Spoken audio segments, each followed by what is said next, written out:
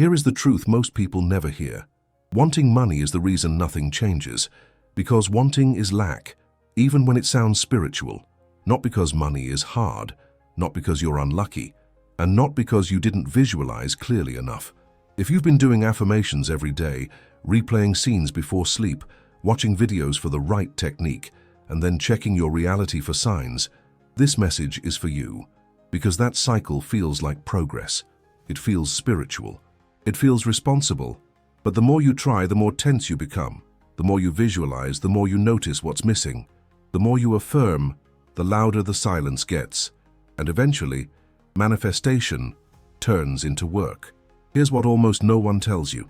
The law is not responding to your words. It's not responding to your effort. It's responding to your state. And wanting is a state. In a moment, you'll see why effort itself is the trap, and why the shift that changes everything is far simpler than you think. Wanting feels like you're doing something. It feels active. It feels responsible. It even feels spiritual.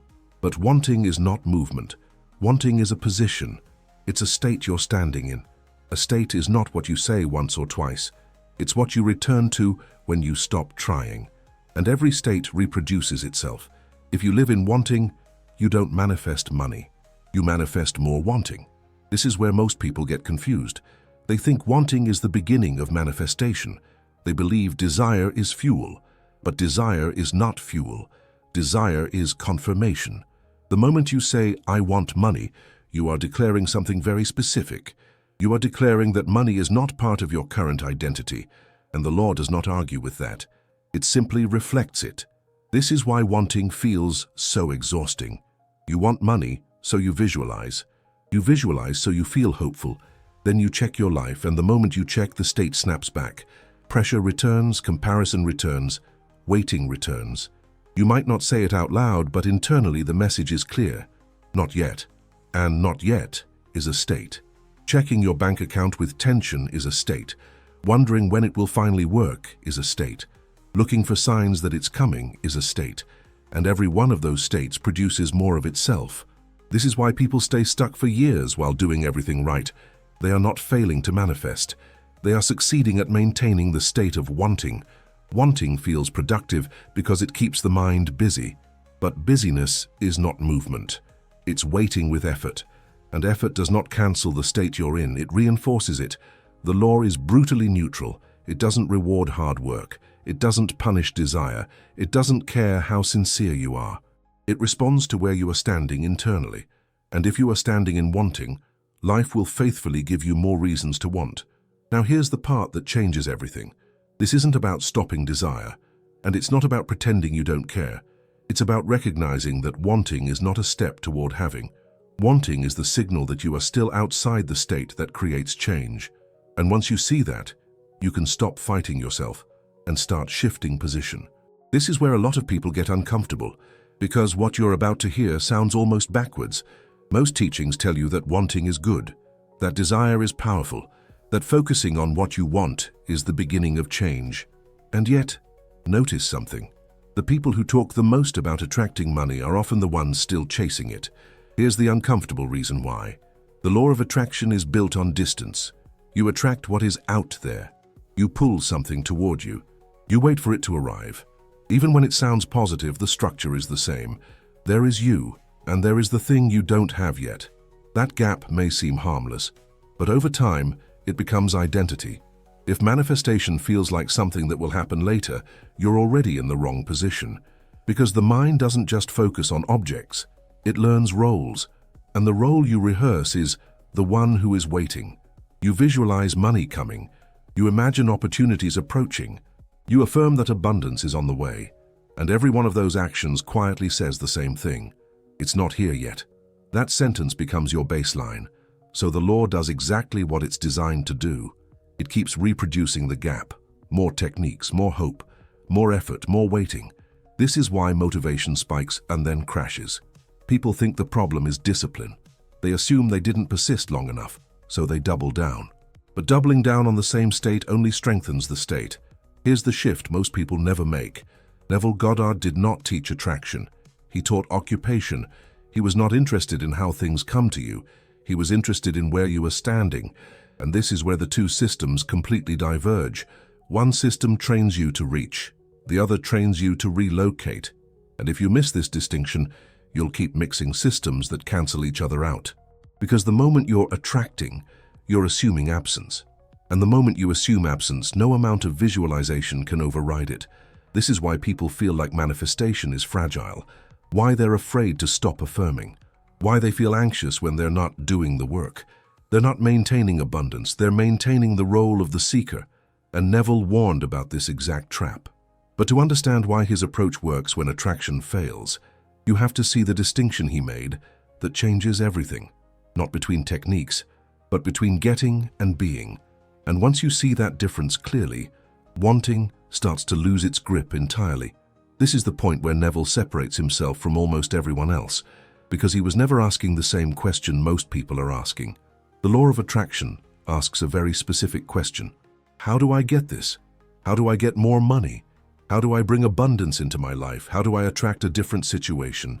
That question sounds reasonable, but it already assumes something dangerous. It assumes that what you want is outside of you. And that assumption quietly defines who you are. The moment your question is about getting, your identity is already decided. Neville asked a completely different question. Not, how do I get this, but who am I being right now? That single shift changes everything, because now the focus is no longer on money as an object. It's on money as an identity position. Neville was not interested in adding things to your life. He was interested in changing the role you occupy within it. Here's the difference in practical terms. When you ask, how do I get money? You position yourself as someone without money. You might be hopeful, you might be optimistic, but you are still standing in the state of not having. And the law faithfully reflects that position. You don't manifest based on what you want.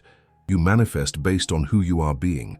Neville framed money the same way he framed everything else, as something that becomes natural once it's assumed as normal, not exaggerated, not dramatic, not emotional, normal. This is why his work feels uncomfortable to people who are used to techniques, because identity doesn't feel like effort.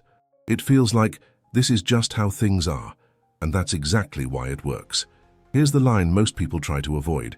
If you still want money, you're confessing absence, not morally, not spiritually, structurally. Wanting says, this is not part of me yet. Assumption says, this is who I am. And the law does not negotiate between those two. It simply reflects the one you're living from. This is why wanting feels active, but never produces movement. Once you see this distinction, something starts to crack, because if money is not an object to get, but an identity to occupy, then the real question is no longer about techniques. It's about the state you keep returning to when no one is watching. And that raises a much more uncomfortable issue. If wanting keeps you outside the state, why does it feel so hard to let go of? That answer explains why people stay stuck for years, even after understanding Neville. Here is the line that changes everything. You can't manifest what you want, not because manifestation doesn't work, and not because you're doing something wrong. This isn't punishment, and it's not failure, it's reflection. The law does not ask what you deserve. It does not ask how sincere you are. It simply mirrors the position you are living from. And wanting is a position.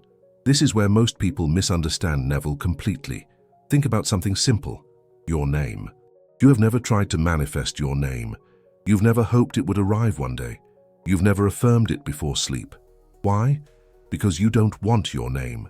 You assume it. The same is true for your age. The same is true for the fact that you exist. The same is true for having shelter. You don't wake up every morning desiring a roof over your head. You don't visualize it staying there. It's not because you don't value it. It's because it's already included in your identity. The mind does not chase what it already accepts as normal. Now notice the pattern. Everything you don't question remains stable. Everything you don't desire persists effortlessly. And everything you constantly want feels just out of reach. That's not coincidence, that's structure. Here is the sentence Neville was pointing to, whether people noticed it or not. Desire exists where assumption is absent. Read that slowly. Desire is not evil. It's not wrong. It's not something to suppress, but it is diagnostic. The moment you desire money, you are revealing that money is not part of your assumed self, and the law does not correct that assumption. It reflects it. This is why people can understand Neville perfectly and still stay broke. Because understanding a concept is not the same as occupying a state. Knowing the words does not mean you're living the truth. And once you see this, the real problem is no longer technique. The real problem becomes much more uncomfortable. If wanting keeps reproducing itself, why does letting go of wanting feel so threatening? That answer explains why people cling to effort, even when it isn't working. If this is clicking for you, subscribe. We're going deeper.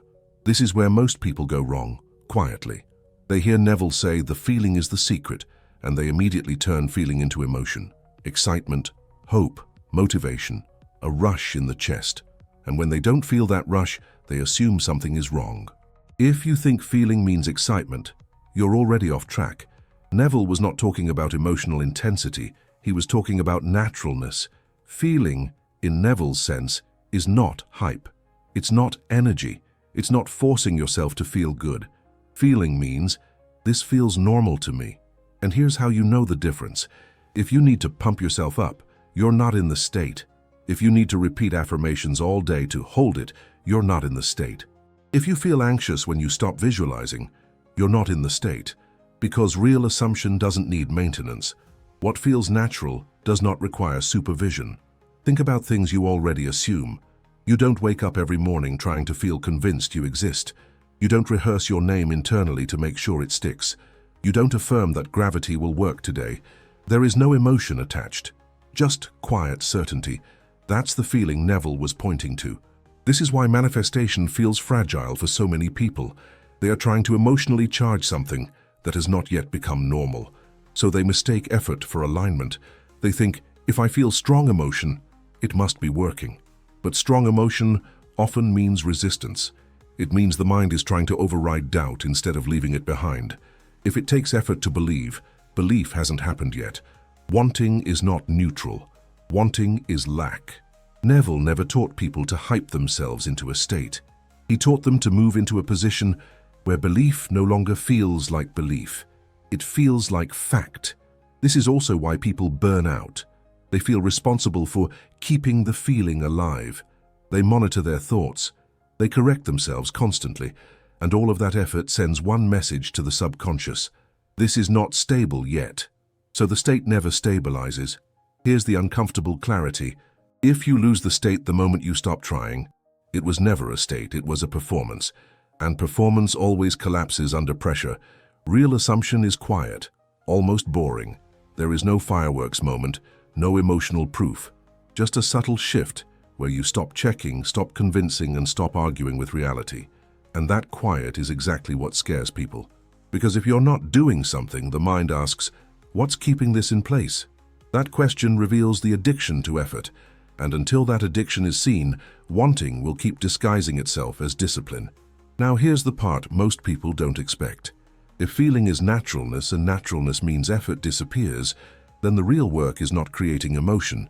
The real work is noticing what feels unnatural to let go of. And that brings us directly to the next problem. Why does letting go of wanting feel so threatening in the first place? That answer exposes the real attachment, and it's not money. And that's where we're going next. Here's something most people never stop to question. Money is not the real desire. It never was. Money is a symbol, a stand-in, a container for something else. And this is why chasing it feels so heavy. If money were the real desire, having it would permanently solve the problem. But it doesn't. What people actually want is relief. They want to stop feeling pressure when they think about life. They want ease in their body, safety in their decisions, room to breathe. Money just happens to be the object the mind attaches those feelings to. So the mistake isn't wanting money. The mistake is believing the feeling comes after the object. That belief keeps the pressure alive. Because now your nervous system is saying, when money arrives, I can relax. And until it arrives, you can't. That delay becomes your state. So you chase the symbol. You think about numbers, you imagine outcomes, you plan, affirm, visualize. But underneath all of it, the body stays tight. Because the state hasn't changed. Pressure doesn't disappear by adding an object. Pressure disappears when the identity underneath it shifts. This is why people can make more money and still feel anxious. Why they can hit a goal and immediately raise the next one. Why relief always feels temporary. If money were the solution, one win would be enough, but it never is, because the real desire was never money. It was the state you believed money would give you: calm, security, freedom from constant mental noise. And here's the paradox. The more you chase the object, the more you reinforce the state of pressure.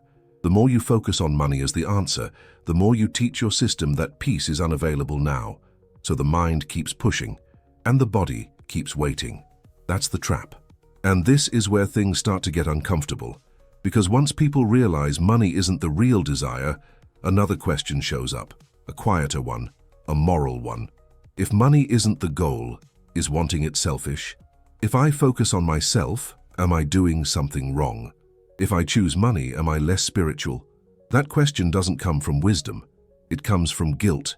And unless that guilt is addressed directly, people will sabotage themselves while calling it humility. That's the next layer we need to look at. Right now, there are three kinds of people listening to this, and almost everyone fits into one of them. The first is the exhausted seeker. You've tried everything. You're tired of techniques. You're not looking for more motivation. You want rest. You don't want to chase money anymore. You want the pressure to stop. The second is the spiritually confused. You understand the concepts. You know about states and assumption. But every time money comes up, something tightens. You feel guilty for wanting more, like focusing on yourself might be less spiritual. So you hesitate, and that hesitation freezes everything. The third is the content-dependent listener. You watch, you nod, you comment, but nothing really changes, because the content has become a place to regulate emotion, not a place to change identity. Now here's the important part. All three share the same hidden block. Not lack of knowledge, not lack of faith, but a quiet belief that wanting money says something bad about who they are. And until that belief is brought into the open, every attempt to assume a new state will feel wrong. Before we go on, pause for a second. If you're still here right now, you're in a very small group. Most people don't make it this far. They click, they skim, they leave. Only about 1% actually stay long enough to question themselves instead of looking for another technique. So if this is landing for you, drop a comment with this one phrase: I see the trap. Not for me, for you, because noticing it is the first sign that you're no longer just listening. All right, now let's talk about the next confusion people fall into, the one that looks like rest but is actually avoidance. That's where things get subtle, because resting and escaping can look very similar on the surface. Neville spoke about the Sabbath as rest, the end of inner effort, the moment you stop working mentally. But rest is not avoidance. Assumption is not denial. If rest is being used to avoid life, it's not the Sabbath. Here's the difference. Resting means you are no longer arguing with reality. Escaping means you refuse to look at it. When you're assuming, you can still pay bills, you can still make decisions, you can still respond to what's in front of you. But there's no worship of circumstances. When you're escaping, something else happens. You don't want to look at numbers. You don't want to talk about money. You tell yourself it doesn't matter while your body stays tense. That's not assumption, that's numbness. Peace does not require blindness. Here are a few quiet signs you might be escaping instead of assuming.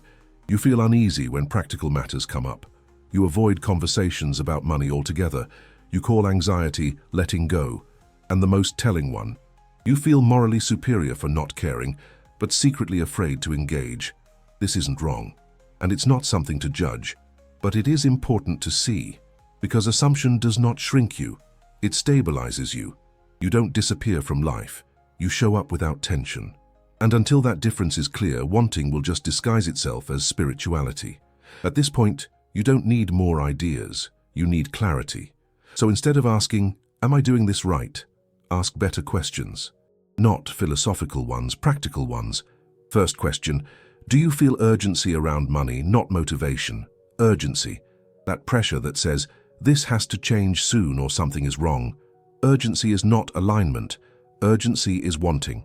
Second question, do you check for signs? Do you look at numbers, messages, opportunities, timing, and then feel a reaction in your body? Checking is not awareness. Checking is waiting in disguise. Third question, do you need reassurance? Do you feel better after watching a video but worse a few hours later? If the calm depends on external input, the state hasn't changed. Now, here's the contrast. When assumption is real, there is no urgency. Not because you don't care, but because the outcome is no longer under negotiation. There is no checking because nothing feels at risk. And there is no need for reassurance because certainty doesn't ask for permission. This is the difference most people miss. Wanting feels active, but it's restless. Assuming feels quiet, but it's stable. One is tense movement, the other is settled position, and you don't need to guess which one you're in. Your behavior already tells you. Now the real question becomes simple.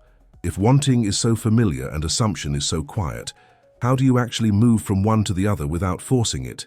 The shift from wanting to assuming is not dramatic.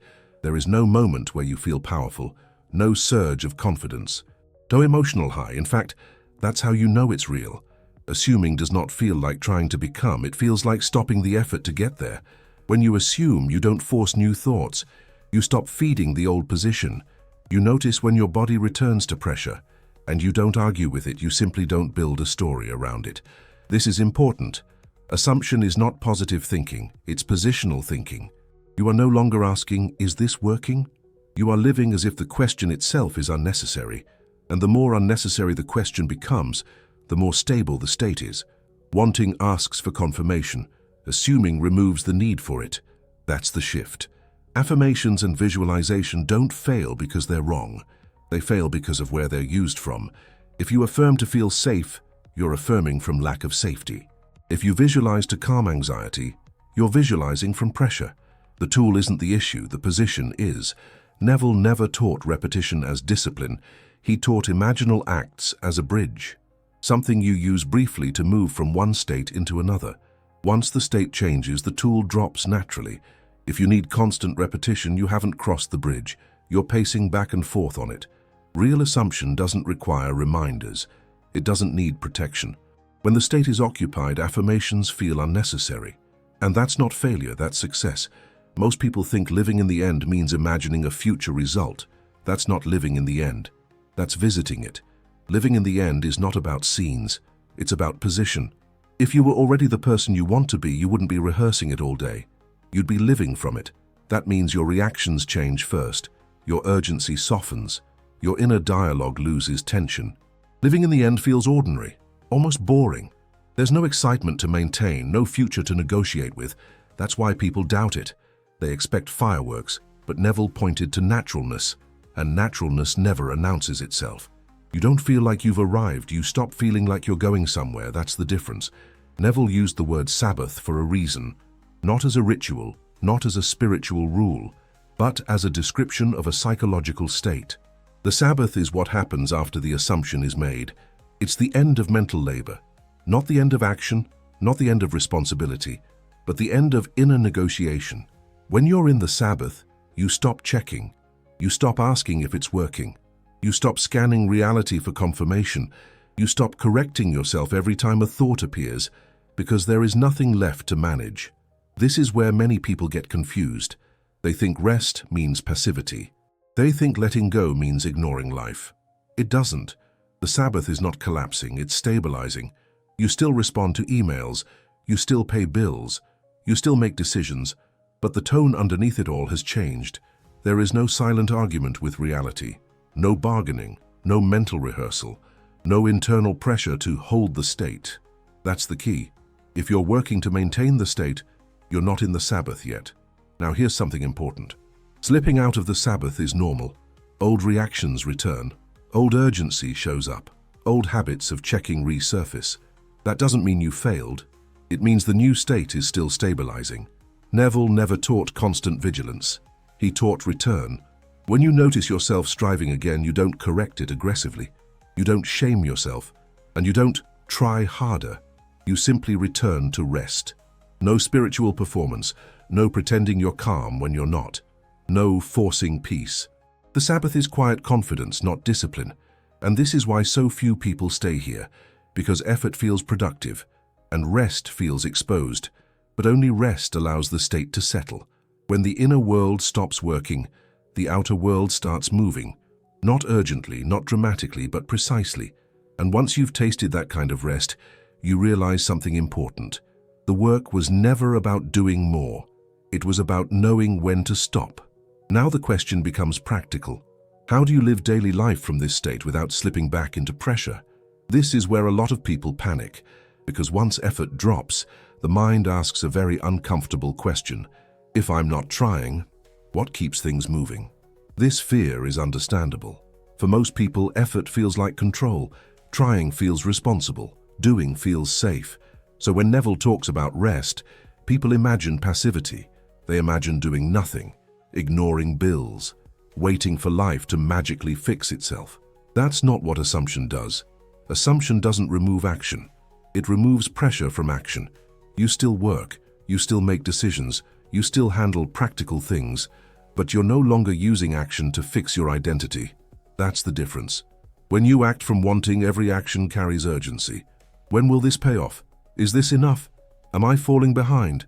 When you act from assumption, action becomes clean. You do what's in front of you without demanding it prove your worth. Bills stop feeling like threats. Work stops feeling like survival. Decisions stop feeling loaded. Not because money is already visible, but because your state is no longer waiting for permission. This is what people miss. Assumption doesn't mean do nothing. It means stop using effort as reassurance. You don't withdraw from life, you stop fighting it. And when pressure leaves action, action finally starts working with you instead of against you. This is where a lot of people sabotage themselves. They jump straight to unrealistic affirmations. I am extremely wealthy. Money flows endlessly to me. And their nervous system immediately rejects it, not because it's false, but because it feels unsafe. Assumption only works when the body can accept it as normal, so the entry point matters. You don't start by assuming excess. You start by assuming stability, support, continuity, ground. The nervous system must agree before reality follows. Instead of forcing big claims, you begin with identity statements that feel believable, not emotional, not exciting, normal. Statements like, I am supported. I always find my footing. Money is not a threat in my life. I handle what comes without panic. These aren't affirmations to repeat all day. They're positions to return to. The goal is not to convince yourself, it's to remove the fight. When the body stops bracing, decisions change. When decisions change, behavior shifts. And when behavior shifts from a stable state, money starts responding differently. Not dramatically, not overnight, but consistently. This is how assumption becomes real. You don't leap into a fantasy identity, you normalize safety first. And once safety is normal, expansion doesn't feel dangerous anymore. Your state shows up in reaction, not in tension, not in what you plan, not in what you say, but in how your body responds when something unexpected happens. A bill, a delay, a change of plans. Reaction reveals identity. Here's the daily test. When pressure appears, do you tighten or do you settle? You don't fix the reaction. You don't fight it. You return. One simple internal phrase is enough. I'm not waiting anymore. Not as affirmation, as orientation. No force, no correction, just a return to position. That's how state changes in real life. Quietly, repeatedly, without drama. And when reaction changes, everything else follows. So, before you go, pause for a moment. Ask yourself one honest question. Are you living as the one who wants you or as the one who already is? That answer explains everything. If this landed for you, comment, I am. Not as a promise, as recognition. And if you want to keep going deeper into this work, money, identity, and the traps most people never see, subscribe and stay with the series. No hype, no chasing, just clarity. Because the moment wanting ends, creation begins.